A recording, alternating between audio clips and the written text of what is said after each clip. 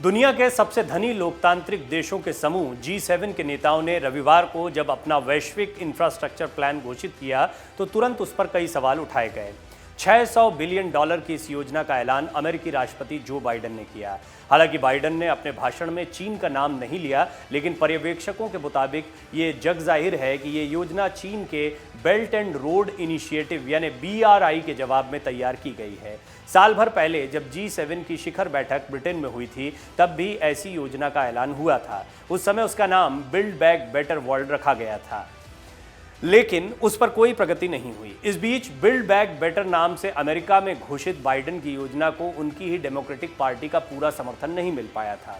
अब बाइडेन ने partnership for global infrastructure नाम से नई योजना घोषित की है। माना जा रहा है कि G7 में बाइडेन का ये ऐलान चीन की बेल्ट एंड रोड पहल को टक्कर देने के लिए है।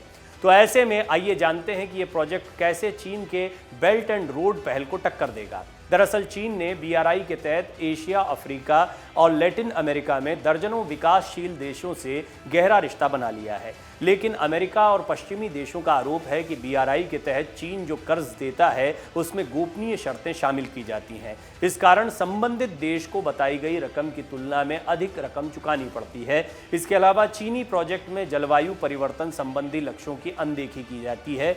अमेरिकी अधिकारियों ने रविवार को कहा कि अब पश्चिमी देश विकासशील देशों को अपना विकल्प देंगे। बाइडेन ने कहा कि नई योजना के तहत कई देशों में शुरुआती प्रोजेक्ट्स पर काम शुरू हो चुका है।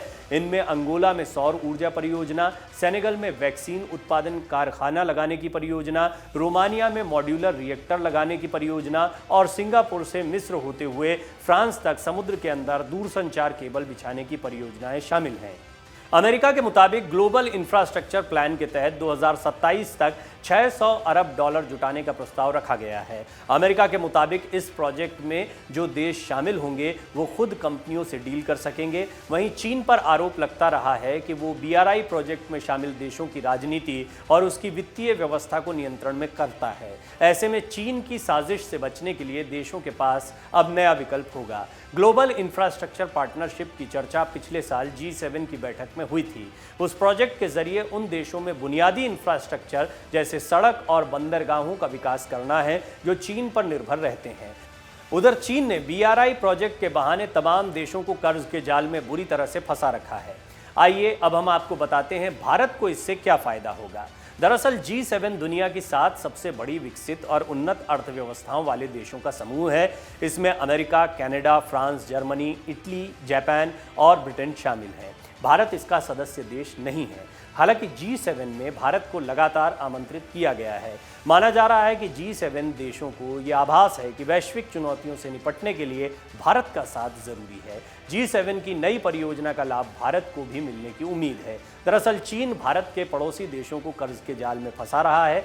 श्रीलंका, नेपाल और पाकिस्तान इसके प्रमुख उदाहरण हैं। चीन कर्ज के बहाने इन देशों के राजनीतिक और वित्तीय व्यवस्था को नियंत्रित करता है। किस तरीके से धीरे धीरे चीन ने इन देशों को गुलाम बना लिया है वो भी पूरी दुनिया के सामने है। ऐसे में भारत वो प्रमुख देश हो सकता है जो G7 की ताकत इस परियोजना के लिए बढ़ाए। ऐसे में दुनिया की तमाम बड़ी शक्तियां इस वक्त भारत की तरफ निगाहें लगाई बैठी हैं। डाउनलोड करें अमर उजाला ऐप और पाएं खबरें लगातार। अगर आप ये वीडियो YouTube पर देख रहे हैं तो हमारे चैनल को सब्सक्राइब करें और बेल आइकन को दबाना ना भूलें। अगर आप Facebook पर ये वीडियो देख रहे हैं तो हमारे पेज को लाइक करें।